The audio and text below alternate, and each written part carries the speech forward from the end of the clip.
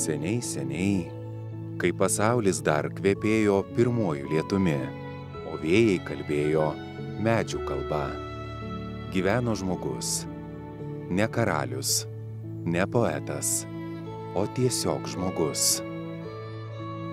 Jis neturėjo rūmų, neturėjo turtų, tik savo rankas, kurios mylėjo žemę.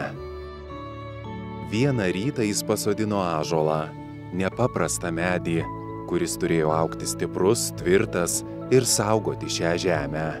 Iš mažos sėklos pasodintas giliai į žemę, ąžuolas pamažu pradėjo kilti į dangų. Žmogus žinojo, šis medis kalbės už jį net tada, kai jo jau nebebus. Tai buvo tarsi pažadas, kad net ir be rūmų, be turtų, žmogus gali palikti pasauliui kažką didelio, kad iš tyliai dirbančių rankų ir giliai jaučiančio širdies gimsta dalykai, kurie auga ir gyvuoja net tada, kai žmogaus jau nebėra.